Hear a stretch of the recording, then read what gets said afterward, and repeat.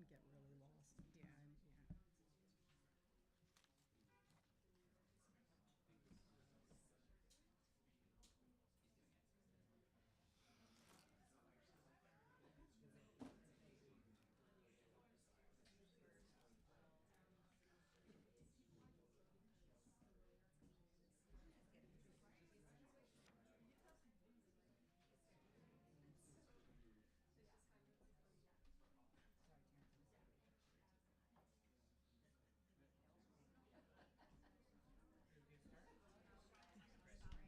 Sorry, Terrence.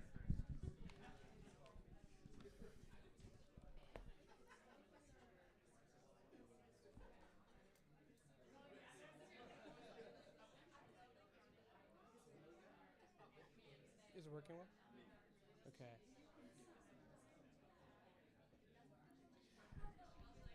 Hi, everybody. Welcome to those of you in person and streaming live on YouTube and the Paula Cooper Gallery Studio website, where this event will be archived. We are here for the dual launch of two books, one by Eleni Stecopoulos, Dreaming in the Fault Zone, a Poetics of Healing by Nightboat Books, and the other by Rebekah Rutkoff, Double Vision, the Cinema of Robert Beavers. I'm going to read their bios, and then they'll both read and have a conversation. There'll be a Q&A at the end, and their books are available here for purchase. So, Eleni Stecopoulos is a poet, essayist, and critic. Her other books include Visceral Poetics, a hybrid of criticism and memoir that Petra Kuppers called a thick, rich book of Artodian trickster moves. And Armies of Compassion, a collection of poems that Anne Walton called riveting, rare beauties. She taught at Bard College and the University of San Francisco, and now works at Writers as an independent editor, manuscript consultant, and mentor. From New York, she lives in Northern California. Rebekah Rutkoff is the author of The Irresponsible Magician, Essays and Fictions, and the editor of a collection of essays by and about Robert Beavers. She is an assistant professor in the Department of Humanities and Social Sciences at the New Jersey Institute of Technology. I'll pass it on to them. Thank you.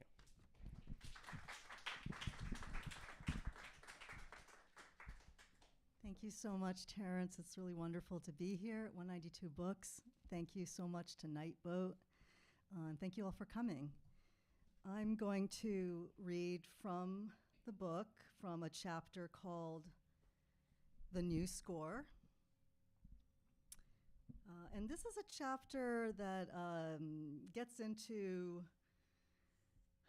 some of my positions on literature and how growing up in two languages influenced my approach to literature, why I became a scholar of literature, and how ethnography and cultural anthropology, the roles that those played, not just in my interest in literature, but also in medicine and in the way the literature of medicine and the ways that literature can be medicine. The New Score. My first language imposed itself on the world as if it were some Platonic ideal to the vernaculars, including the so-called broken or accented English spoken by people close to me. My parents' mother tongue, on the other hand, was highly inflected, every word sensitive, perpetually tuning to the other words. I felt strangely closer to Greek despite not having native fluency. In public, it functioned as our private code, yet very early I knew the non-Hellenic world also laid claim to Greek through scientific terminologies in medicine, politics, philosophy, drama. Through demotiki, spoken modern Greek, abstract terms like aesthetics, autophagy, and hematopoiesis became reactivated as ways of doing things. This enlivening of a word as action made me feel that Greek always moved within the traffic of translation. Its plasticity lay not only in its own word formation and syntax, but in the ability of anyone to shape thought with it. Code switching, comical errors, and macaronic improvisation were part of daily life in a community with varying levels of bilingualism. Weird idiomatic expressions were part of daily life. Long before I knew anything about ethnography or sociolinguistics, I was listening to the people around me. When an older woman said she had stenochoria, I heard the weight on her chest. Translated as worry or sadness, the word's literal meaning is a narrow or constricted space. It's telling that I can only recall women saying it. They knew a different causality. When my accomplishments shone bright, they would mock spit the apotropaic words to ward off the evil eye they might unwittingly bring upon me. At the other end of the affective spectrum lay kefi, vitality, zest for life. When you have kefi, you feel buoyant and exuberant. Kefi is what moves you to open your arms and dance. Someone unwell might be cheerfully reassured, you'll become a partridge. Something like, you'll be up in no time, or you'll be right as rain. I enjoyed puzzling over this expression for years until learning that a rock partridge chick is precocial and leaves the nest within 24 hours. Was the quirky perdiki itself the placebo? Then there was Aristophanes' coinage of the verb ekperdikizo in the birds, escaping as cleverly as a partridge. My grandmother riffed off the idiom, joking that she'd bounced back so far she'd become a perdika, a female partridge, which meant that she'd be a young woman again, the one who'd left for Ameriki despite the protests of the young men in her village, according to her. In the Cretan mandinades, a competitive tradition of improvised couplets, the bird is conflated with a love interest. Both are hunted. My earliest memories of these idioms of distress and resilience encoded their sounds as tenderness, their meanings inseparable from the voices I recall. Narrowing space or opening it up again, ready to launch. I learned Greek from old and middle-aged immigrants, some who had left home just after the turn of the 20th century, others at mid-century due to civil war or political or economic exile. There's a reason an Athenian friend says I sound like a villager from the 1940s. The Greek the early immigrants brought with them stayed alive or did not die in idioms, proverbs, and songs. Music and dance sustained a body living abroad in the US, Australia, Germany, Canada, Ukraine, Uzbekistan, in what Greeks call the xenitia. Xenitia refers to life in the foreign land as well as the state of being a foreigner. It is both a place and an existential condition. It reflects a long history of occupation, migration away from Greek lands, and modern expulsions of Greeks from Turkey and Egypt. Anthropologist Nadia Saramatakis calls xenitia a foundational taxonomy for negotiating the relation between inside and outside, self and other. Xenitia is a, quote, move to the outside, end quote. It is absence. It is a desolate land. It is colorless like a marble grave. It is Polynices' body lying outside the city walls. It is deserted villages and the vestiges of American goods excavated in them by archaeologist Kostis Kourelis. It is the double exile of Anatolian Greek refugees who were treated as xeni, foreigners, when they arrived in Greece, and whose descendants became migrant workers in Europe, where they also faced discrimination. In the foreign lands I am Greek, and in Greece I am a foreigner, according to a famous Pondian song. Xenitia does not only name a condition of the living. The women who perform traditional funeral events sing of death as xenitia, where the lost one has traveled to an alien land. The converse is also true. Migration might feel like a living death. Like the immigrant in your land, says the popular song, day and night you loosen and bind the wound, surrounded by the foreign and petrified. It's because I can't distinguish between place and condition that theory becomes necessary. Because I'm formed by doubt, I imagine other forms. Diaspora did not teach me about the foreign because of the distance between two countries or two continents or two languages. Diaspora was an alibi for innate strangeness. It supplanted nostos with the changeling of the uncanny. The alibi had a surface read even dumb Americans could phone in. A crank call on Thanksgiving, go back to where you came from. a good example of how the syntax of American English, my language, can sound like stacking bricks or completing a transaction. Stenochoria originally referred to restricted space on a collective scale, the lack of land for crops, and the pressure of famine, which drove the need to establish colonies. At what point did the sense of restriction migrate from polis to soma? That's the wrong question.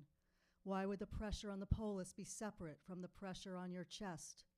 Why wouldn't stasis feel like a vice?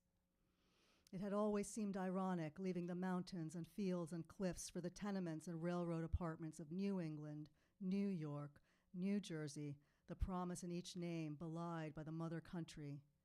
But suffocation isn't about how much space there is around you. Immersed in translation, I listened to the ways people lived with constraint and longing.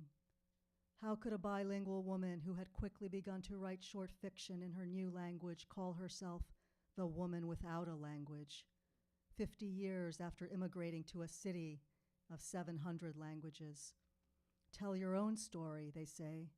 This is my story. I wanted to listen to how other people translated themselves, how they made their way through the straits or through refrain. The somatic affect of stenochoria, the gesture to ward off the evil eye, these belong to what anthropologists call idioms of distress, related to their full-blown manifestation in culture-bound syndromes. I see depression, often called an epidemic in the US, in the same way. Depression is as culture-bound or as much a folk illness as the soul departure of Susto in Latin America. It is as socially determined as the ponos, or pain, that inspires the laments of maniat mourners. Journalist Ethan Waters wrote a famous expose of how the pharmaceutical industry exported depression to Japan, where it was unknown, in order to create a market for antidepressants. If Yolmo, Solos, and Greek Nevra and Muedan sorcery are culture-bound, so are depression and anxiety. Even disorder and syndrome belong to an ethnomedicine. Biomedicine, after all, is the dominant ethnomedicine in the US. Madhumeha, the Ayurvedic diagnosis characterized by excessive honey-like urine, is not diabetes. Maniat women's ponos is not the same as ponos in Homeric Greek, the toil of war, but it's not that different. In the old days of vendetta, Maniat women fought side by side with men. Those who are professional mourners battled death in song. When I could see from afar, my clinic visits became legible as bounded forms demarcating their own purity and danger. Then I could recognize the religiosity of medical science, how it commandeered my awe. Restart a stopped heart, transplant a face, reconnect someone's thoughts to their limbs so they'd walk after paralysis. Ethnographers had a parallax effect on my vision. Other realities came into view as my perception of biomedicine shifted. As translators, they gave me a way to listen to the living voices of people far away, people I was unlikely to come into contact with, and whose languages I did not know. These voices upended many false equivalences in my culture. Needing rest was different from being ill. Needing rituals of care wasn't weakness. Menstrual blood increased power rather than drained it. Going into trance wasn't psychosis. Needing ceremony wasn't possession, or it was possession. Someone or something had taken hold of a person and needed to be expelled. Misogyny, ableism, the monologue of biomedicine that said it was the only logos. All over the world there were realities that contradicted the pathological strictures of health I knew. What I intuited from diaspora was that any medicine is always an ethnomedicine. Yang is not Agni, Chi is not Prana, Prana is not Pneuma, Jinglo is not Nadi. It's okay to feel the resemblance, a rhyme that is not symmetry. No one medicine speaks for healing. You can think with a place and a people, about a place and a people, without committing an invasion. Immigrants and refugees have to do it all the time. In Greece, I saw how a poem could belong to everyone beyond the singular genius of Odysseas Elitis or George Seferis, who had written it, or even Mikis Thodorakis, who set it to music. A person from any class knows the poem by heart, knows in their bones that it belongs to them, because it long ago became embedded in their consciousness as a song of resistance to those who try to censor it. Literature is not an artifact preserved on a page, but a social practice, even when it is written in a so-called private language meant for no one else's eyes, even when turning away from society or inventing another world. All texts are made by the living, even those dictated by God, angels, or the dead.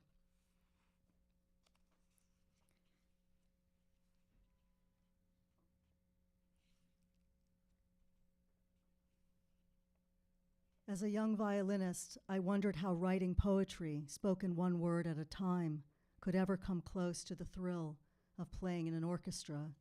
This group of people moved as one body, or a body that quarreled with itself in many voices. We were the ones who made the symphony sensate, listening to each other's cues and keeping time together, delivering to the body of the conductor whatever emotion and nuance they demanded. One answer seemed to come in an anthropology course on translation. I wrote a paper on literary readings as oral performance, supported by attending Toni Morrison's reading of Beloved, which had just been published, and by my own experience of beginning to give poetry readings and revising afterward. Morrison read the passage where Sethe, escaping to Ohio, encounters the white girl Amy, who touches the scars on Sethe's back and describes them as a choke cherry tree. For the first time, I heard Morrison's voice, which thereafter became unmistakable, elegant and weary with knowing, tough and gentle, keeping its own time. Below her voice, I heard the audience listening. I tried to describe what being in the room felt like, what my body felt like, the visceral silence in the room. It is astounding to recall that at the time I could not write this paper in an English course, a close reading not of a literary passage, but of its effects when spoken. In Beloved, Baby Suggs, an unchurched preacher, exhorts her congregation to love their own bodies. You got to love it. This is flesh I'm talking about here, flesh that needs to be loved. A book could imagine the genius of how a group of people healed themselves, and this could alter people in the present. A reader might develop the capacity to hear. A reader might come to hold knowledge of their ancestors in a different way. I lived in a culture for whom literature was literal, lettered, read on a page, read from left to right, read silently. It conflated literacy with intelligence and called people like my grandmother illiterate, a pejorative. It deemed the knowledge of primarily oral people folklore or mythology, again, pejoratives. Understanding literature as action introduced me to a project of breaking down the hierarchy that ordered the published and the ephemeral, the written and the spoken and the sung, the woven and the painted. If performances could be texts, then texts had multiple lives through performance. If anything could be a text, if there was nothing outside the text, as Jacques Derrida wrote, it was because a text is any weaving of authority. This could come in any form, through any channel. Everywhere people invented forms out of repression and limitation. Because they had invented them, that was reason to study them. This is how I might place healing at the center of culture rather than kinship or death. This is how blood or spirit can be language, and language, spirit, or blood. Thank you.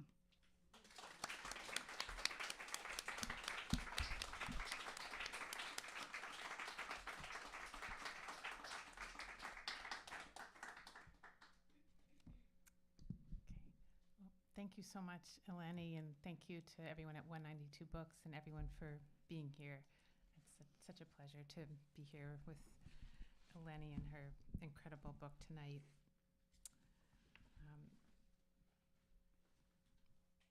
I'm going to read a section from the first chapter of the book, going back to Beavers' beginnings.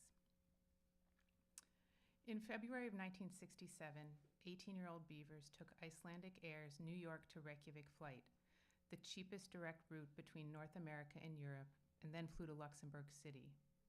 On a train to Brussels the next morning, a student initiated a brief conversation.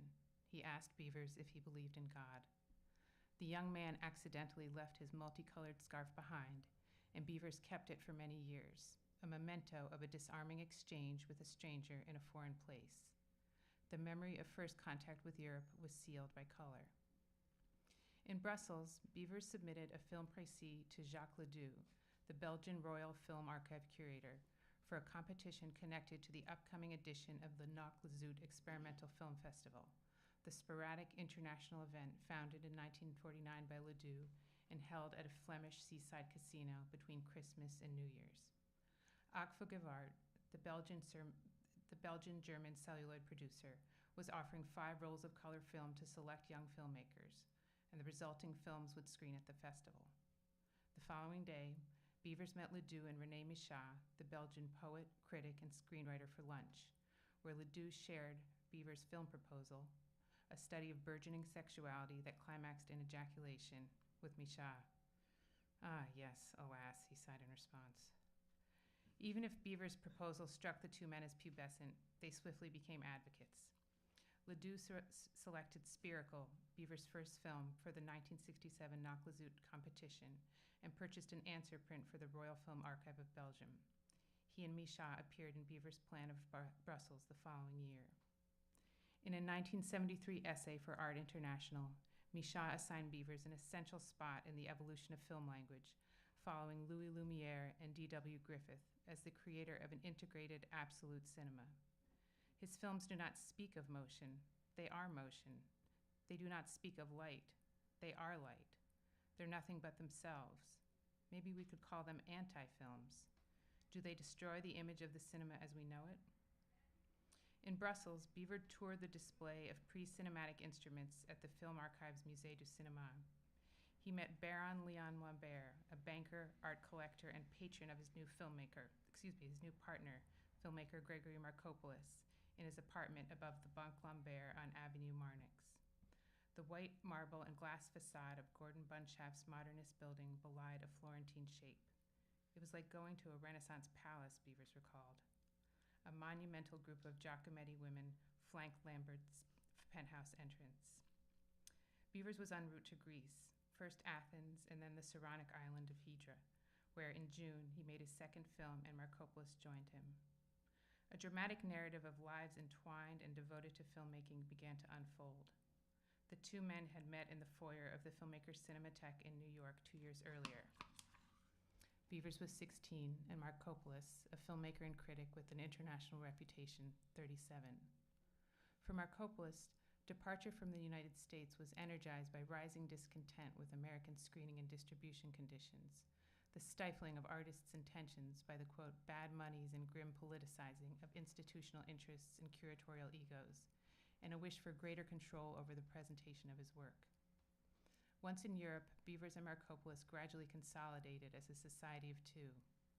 They stopped showing work in the United States in 1974 and screened it only sporadically in Europe, halted distribution, and devoted their energies to making films.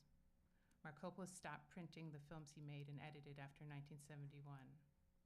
The narrative peaks in Markopoulos' vision of a Bayreuth-like cinematic sanctuary called the Temenos, ancient Greek for a place set apart for the worship of a god or sacred grove, a site devoted to the screening and study of his and Beavers' films in remote Arcadia. The Temenos was a dream of hybrid enclosure and freedom, as well as an effort of genealogical redefinition. Markopoulos set film in dialogue with ancient Greek religion and tied spectatorship to cure-seeking pilgrimage. He spent the final decade of his life re-editing his previous films into a silent 80-hour magnum opus.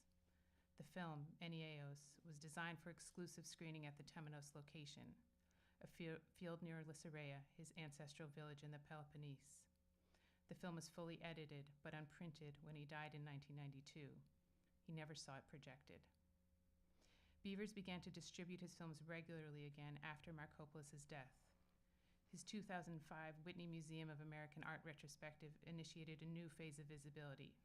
Retrospectives at the Tate Modern, Austrian Film Museum, and Pacific Film Archive followed. At the time of the Whitney screenings, Roberta Smith lauded Beavers' quote, astounding achievement, writing, "Mr. Beavers has spent his career being precociously ahead of schedule and also somewhat outside his time." After 5 decades of nonstop filmmaking, a combination of the work's intrinsic qualities and the historical trajectory of its circulation seems to make Beavers' films feel persistently new. 3 guides. A decisive event, Beavers coming together with Markopoulos, joined a sequence of desires and ambitions already in motion.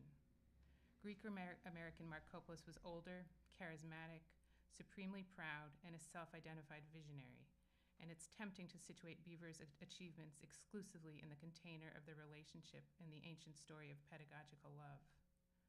Markopoulos was undeniably an essential guide and influence, obsessively dedicated to his singular vision, ceaseless in his pursuit of the unplumbed, reparative potentials of cinema. He provided Beavers with protective encouragement to pursue his vocation no matter the material costs, which were severe. The 2 men often lived on the brink of poverty. He taught me to invest in solitude, Beavers said. But the story of Beavers' origins needs refinement. Markopoulos was not the first, but the last of 3 figures in a sequence, quote, guiding personalities who brought me freedom. Beavers was born on February 10, 1949, in Brookline, Massachusetts, into a family characterized by vanishing fathers and resourceful wives and daughters, quote, a matriarchy with no continuity of males. Beavers was 4 when his 26-year-old father, an offset lithographer who worked at Buck's Printing near Fenway Park, died of lymphoma. The family had moved from the south end of Boston to East Weymouth, a nearby suburb, a year and a half before. They lived in a working-class enclave with a dozen small shingled homes arranged around a pond. His Catholic maternal great-grandparents had moved to Lowell from Quebec City, and Beavers' great-grandmother supported herself and 2 young daughters after her husband, unhappy in America, returned home. She ran a boarding house and cooked for single men who had moved to the mill town for work. It was day and night labor, and she placed Marie Rose, Beavers' grandmother, the first of his 3 guides, in a convent. When Marie Rose got her first period, the terms of the convent's shelter and education ended, and with 6 years of schooling, she began working in the Lowell mills and later did piecework at Pritzker's textile factory in Boston. After annulling her early marriage to a Protestant Vermonter, she became an active union organizer whose provocations in the garment shop occasionally got her fired. She was, quote, the hidden strength and source in our tiny family, Beavers said. She gave me the strength to be so wild without thinking I was. Generous without emotional condition, she supported Beavers' path, regularly sending her Social Security payments to Europe.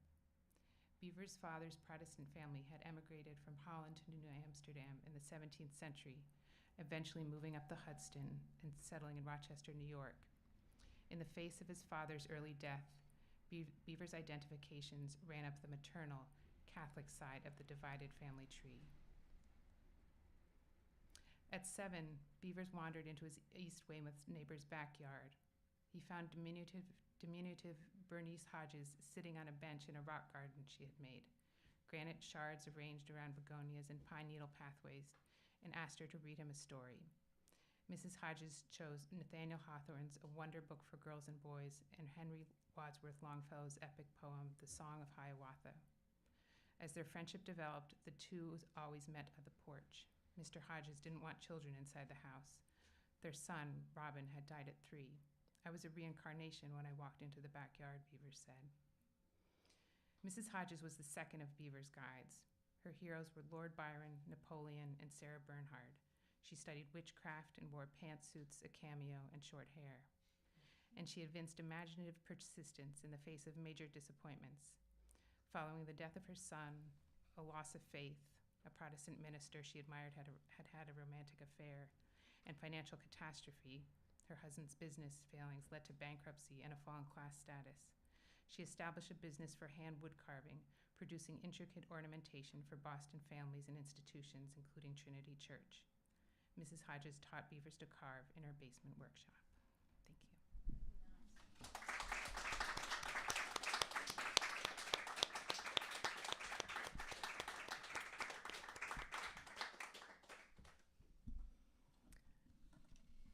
So it's hard to sort of be here with Eleni without sort of thinking back to our the origins of our knowing each other, which kind of, I think, points directly to some shared terrain Yeah. between us.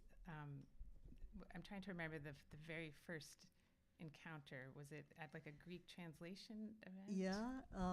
Well, I knew of you because so you mentioned the Temenos, and you mentioned that Markopoulos was inspired by the incubation practices, right? In the ancient temples, and people who couldn't be cured by conventional means would make the pilgrimage to the temple, and they'd sleep there and hopefully have a dream where the god would appear. And I got on this trajectory many, many years ago of being interested in these practices. And so I found your book, The Irresponsible Magician, about 10 years ago, and your amazing essay on Markopoulos and HD and incubation. And then we met at Princeton, and then we really talked on the cusp of lockdown in March 2020. As the city was shutting down, we were having this wonderful, if nervous, conversation about writing. But maybe you could talk more about your writing. I think if I remember correctly, at Princeton, someone that we both knew said the two of you should talk to each other, Maybe, and that was like my first that was my first awareness of you. And then in 2020, it was that sort of beginnings of lockdown moment. I think you were visiting New York, and it was like the city was starting to slow down, but it wasn't yet sort of the organizing principle of life. And we met each other thinking that summer we were going to see each other in Greece at the Temenos. So Eleni was planning to go. And then, a couple weeks after we met, everything shut down. The Temenos was canceled. And it was at that point that I kind of got to know your work better. And I following the cancellation of the Temenos that summer, so the Temenos for the uninitiated, so, this is the manifestation of Markopoulos's dream of having this place in Arcadia for the showing of his site-specific work. And since his death, since 2004, Beavers has manifested these events with newly restored portions of his, silent 80-hour film. And so after that event got canceled, I wrote an essay that was sort of about the cancellation and the labor of the Temenos, and I included a narrative about meeting Eleni during that time. And I think in the epigraph, I had I quoted you as, I think I wrote it down. The epigraph was a line of Eleni's poetry: healing takes place in the impasse, the sickness passes. And I wondered if maybe you could talk a bit about just the notion of impasse, which seems to play such a central role in your book. And I'm so struck by the way you imagine sleep as such a kind of a spacious site for healing itself. And could you talk a bit about sort of stillness and the impasse in your work? Yeah, I loved it. Was such a gift when you sent the article. It was sometime later in 2020. I was like, wow, or like our meeting is in here, my poem, and it was like it was a real gift. I think when people would go to the temple, these temples in the Mediterranean, they had to do a lot of preparation, right? Lots, sort of initiation, and then they would go to sleep in like the sunken or the closed part of the dormitory, and the word for that is abaton. It literally means like not to be stepped into, or impassable, or forbidden. Forbidden to those who are not initiated, those who have not been prepared. And so I think with all of my research, and I was also inspired by the work of my friend, the writer Robert Kachik, who's here tonight, and many, many sources, and your work too. I was sort of all of this practice and all its implications, and contemporary translations of it in art practice, in movement, in architecture. And Robert, I swam in all this for a long time, but one of the deepest meanings of it for me has been both as a reflection of reality and bearing and endurance, but also of potential and of the possibility of healing, is the sense of impasse. And I recognize it as like a space that chronically ill people, because the people that would go there were people who could not be cured by conventional means, and the testimonies are very fantastical. There's a woman who's there's a woman who's pregnant for 5 years, and then she has a dream, and she delivers a boy, and he gets up and he walks out, because he's 5 years old. And then there's a man who has like the point of a spear stuck in his jaw for 6 years, and he dreams at the temple, and then he wakes up and he's holding the point in his hand. So I felt like a kinship with it being like a space of chronicity. But, we tend to think of that as only a negative thing. But for me, a friend of mine who were both, sort of disability culture gatherings, and she said, well, having a chronic illness is a disability, right? Even if it's intermittent. I said, yeah, it's a disability in the book, but also it's like a more real reality that we deny in this society. We want everything to happen, or we want to have amnesia. We're very much about the acute and the emergency, but we could do with a lot more of purposely being in the impasse and sitting with it. Robert Kochick's work and my research, they had created a form, right, a ritual form and also an architectural form, right? So you entered an impasse, right, to experience the impasse, and maybe in there'd be the seed. So I think I told you that this word abaton, the prefix of a means, right, not or not to be stepped into. For me, it merged with the word aporia, which is, it's a fancy term in philosophy, right? It is a kind of impasse or state of, puzzlement or not being able to go further. But also it has the a in the beginning, and in that word aporia, which is, in modern Greek, to go back to what I was reading from, it's just an ordinary word, If you have, an aporia, it's like, you wonder about something, you have a question or you're puzzled. In that word aporia is the word poros, which is a channel, and it's related to the pores in our skin. So that was very moving to me, and I wanted to think with impasse, and I wanted to think of the dark as a productive, not productive like capitalism, but as a meaningful, potent space. But I want to ask you, because you sent me some writing on stillness and thought that I felt very, very kin to. And this is, right, the incubation space is a space of stillness, and yet there's much happening, right? So I wondered if you could read what you sent me, and maybe we could go from there. I think you're talking about it. It's just the first couple sentences in the prologue. Do you mean in the long game of? Yes. Yeah, I love so that. it's just 2 sentences, but in the long game of telephone that has transmitted contemplative practice into the 21st century, thinking itself has emerged as the apparent enemy of stillness. In the fantasy of pure presence, the evacuation of thought is imagined as cure-all, spacious foil to discursive preoccupation and contracted neurotic mind. But thinking has infinite faces, and the composure of awareness and the generative kinetics of thought are not inherently at odds.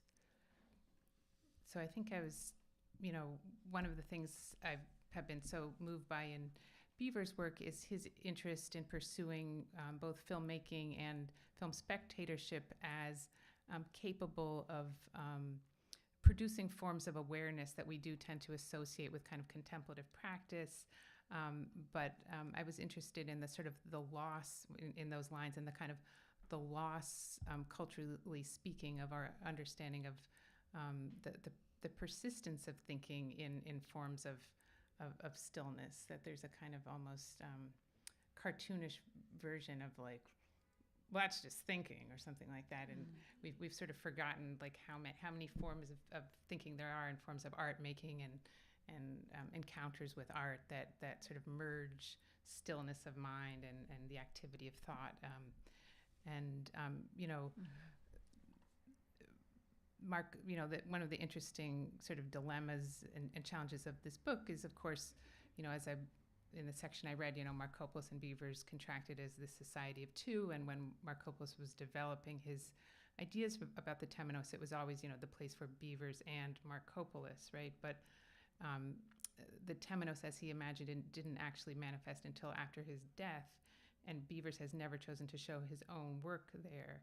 So there's an interesting way in which there's the sort of narrative of the society of two, but as Beavers himself has continued to evolve as a maker, there's a separateness there. And so I was interested in the kind of distinction between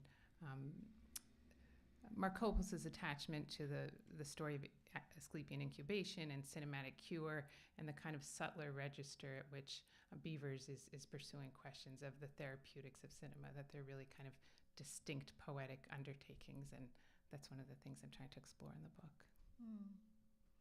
Well, maybe this is a good time to ask you about, or we can ask each other about what it's like to write on a living artist or living writers. You wrote on Beavers.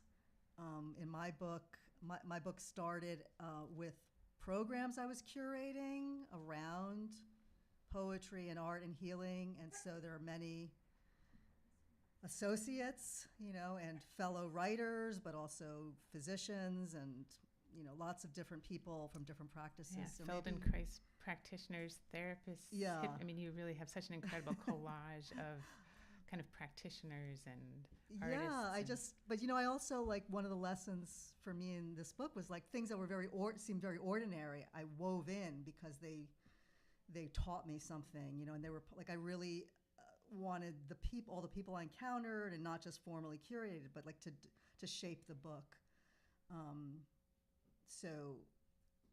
I wonder if you could talk about your experience with that. Yeah, I have in a few different projects gone down the path of sort of working closely with living artists, and it is complex in many different ways.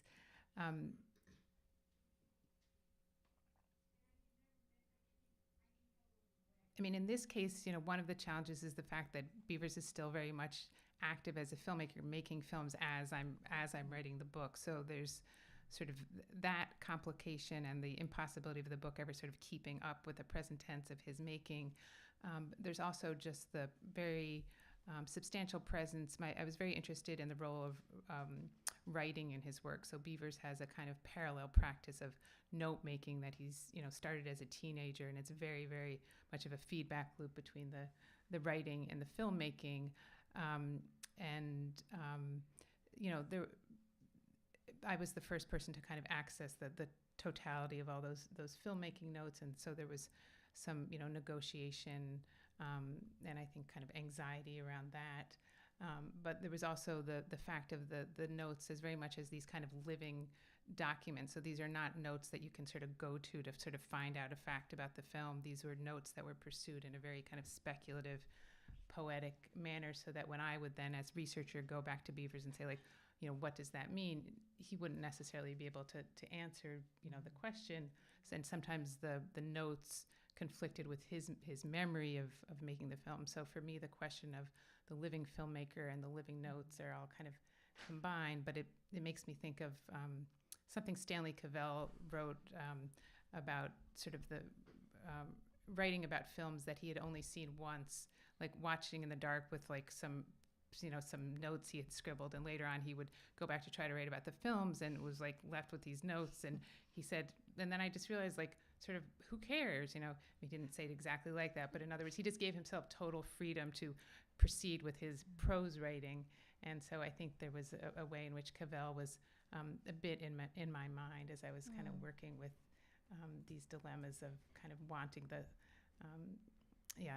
notes and Beavers' memories and the present tense to all sync up in ways they probably never would. So it was an always dynamic process very, and like always shifting and yeah, yeah, very which much makes so. it interesting and challenging. Yeah. And yeah. What about, I mean, in your case, did you find yourself wanting to like circle back to this cast of characters, or like ask for permission, or? Yeah, I mean, I ran things by people when it was a public event. It was recorded. I usually didn't because I thought, well, they knew what they were getting into, you know, when they started, because I was working on this for a long time. Yeah, I mean, in some cases, I had to go back. I had writing that had accumulated, but I had to go back into the encounter, whether it was a performance or a gathering, you know, a gathering of poets and dancers and some experiment or a ritual, or because we had also, you know, a participatory performance installation. And I had notes I had written at the time. A lot of the writing in here, or a good portion of the writing, had begun in my introductions for events and then reflecting on them.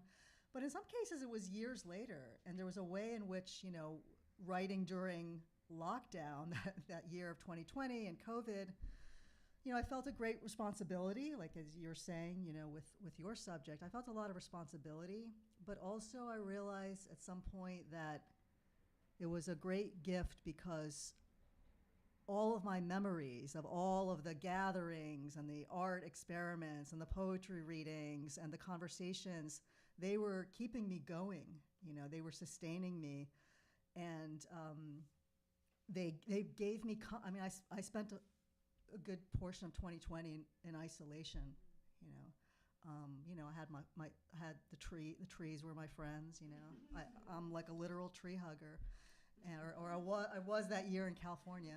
And so I realized that all of these memories and all of these encounters and events, all of these people were not there with me, but they were in my writing and in my memory, and they were keeping me company. And they also, you know, said to me, like, this can be again, you know, this. So for me, it was, you know, it was a little bit like the seed, the poros, you know, the poros in this, like, you know, the impasse and the, you know, the feeling of being stuck, you know, in lockdown. Mm-hmm. And I mean, you and I have talked about, right, writing our books during this time. And also what you said about keeping up, you know, it's very, if you're writing about contemporary events and about, you know, living work and people who, you know, their work is changing and they're always making new things, you can't keep up, right? The book can never keep up. But there's a way in which the book comes out in the world, and then, you know, it's like it lives, it's read in that time, right? And it becomes part of that time. And so. I just took a quick look at the clock, and I want to make sure we leave a few minutes if people have questions. But I wondered just what you were just saying about the sort of these memories of these encounters with artists and friends that's sort of keeping you going during that period. Would you mind if I just read a couple sentences that I had written about you from our encounter? Because this was, you know, after the Temenos got canceled and we were in our respective lockdowns. This was how I kind of began this essay, and it was, in a sense, you kept me going, because the memory of our encounter and my engagement with your poetry was a kind of seed for me in just the way that you were just talking about. So I'll just read you a couple sentences. In mid-March of this year, 2020, I met Eleni Stecopoulos, a San Francisco-based poet, for breakfast in Tribeca. We had met briefly years ago and discovered a shared interest in the crossroads of ancient Greek medicine and poetry. Our March meeting was again short. Eleni told me about her new book in progress, Dreaming in the Fault Zone, A Poetics of Healing, and we anticipated speaking more in late June. We both planned to attend the Temenos event, an event in the Peloponnese dedicated to the presentation of Gregory Markopoulos's site-specific film Aeneas. The Temenos, like Eleni's book, is grounded in the poetics of healing. Markopoulos devoted much of his life to probing the curative possibilities of cinema. I recall placing a bottle of hand sanitizer between Eleni and me on the cafe table, but the pandemic was still about a week away from functioning as the determining factor and force of everything, a life-organizing principle. So it just is especially sweet to be here today with the book in front of us here after that encounter. So. Yeah. Thank you, dear. I'm just so happy to launch our books together, and yeah, it does feel like, yeah, from that meeting, and you wove me in, and Rebekah is in my book. I write a little bit about, and also the whole concept of the temenos, like your writing also showed me, something about landscape, but also ecology and art, and it's wonderful to do this with you. So thank you. Yeah, I don't know if we have a few minutes for any questions. Yeah. Okay, so you mentioned somatic something. I don't know if you mentioned that in like the text that you were reading or when you two were in conversation, but in both of your work, there's this kind of theme of narrative and the power of narrative. And yeah, I guess I'm curious to know, like in both of your personal experience, if you have a kind of prescription for how to interweave narrative and I don't know the body, like the somatic aspect of like being. The quote that you read, that you had her read, that's in the beginning of your book, made me think about that a lot. So I don't know if my question makes sense. It does. It's a great question, I think. I mean, in one case, I would just kind of chicken out and say, yeah, like the book is my attempt to say that. But yeah, I mean, somewhere in the book, I talk about that I mix narrative and what seem like lines of poetry, and like a student once asked me, like, why do you go back and forth between like fragments of story and poetry? And I said realism, because that's to me that's somatic realism, and stories are in fragments and they can be shared and contested and violent, and so it's all, I don't have a prescription, but just read and write. That's my prescription. Read and write and attempt things, and don't listen to any restrictions, and yeah. And yeah, I think the only thing I would add was, I mean, I personally find narrative a little bit alienating, and maybe this is not the case, but I have this idea that people who are sort of narrative oriented sort of see the big picture or sort of see the story, and that's just sort of not how I've ever worked. And I think I'm very much a fan of sort of just attending to like what elicits desire in you, like even desire to write something down, right? It's like that if that can be guided by the body, I think if you kind of generate like enough of those moments, that probably like some form of narrative will emerge from that.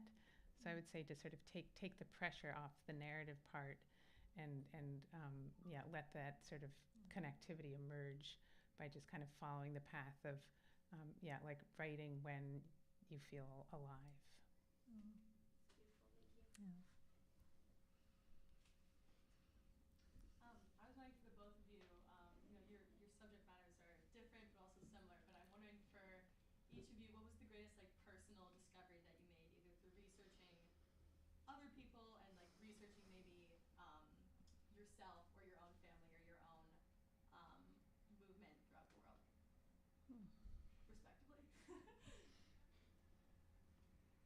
You go first.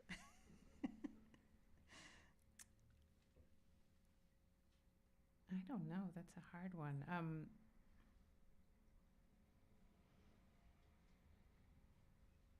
I mean, I think at the level of sort of research, one of the a very important discovery for me just came in the context of like all the many conversations and interviews I did with Beavers over the years, and his discussion of, in his very early years with Markopoulos as a teenager, what it was like when they first met, and he was watching so many of Markopoulos's films and sort of like learning about cinema sort of through this person who he was establishing this deep relationship with, and this dilemma emerging of sort of like, how am I possibly going to sort of like pursue my own life and art with this imprint that like this is sort of, and he talked very deliberately about the development of a kind of vision for what he called a kind of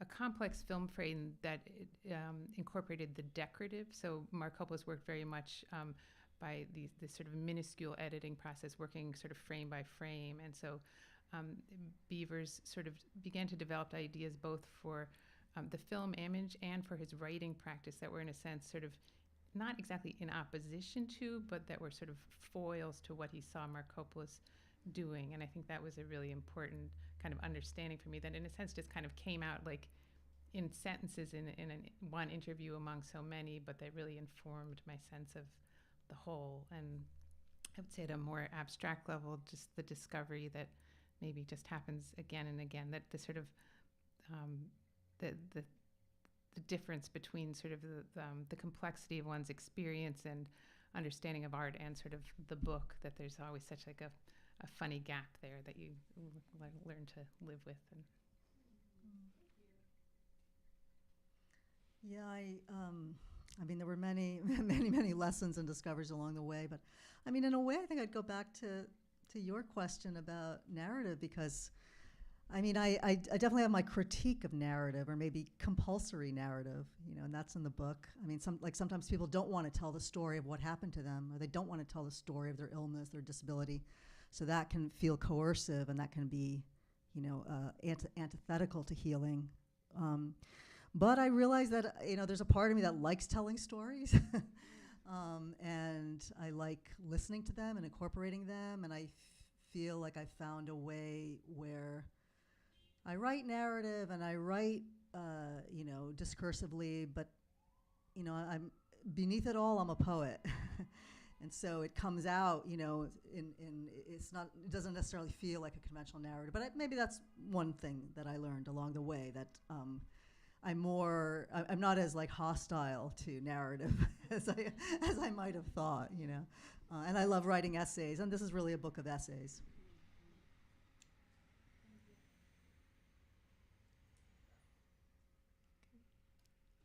I guess that's it, right? Okay, thank you so much, thank everybody. you.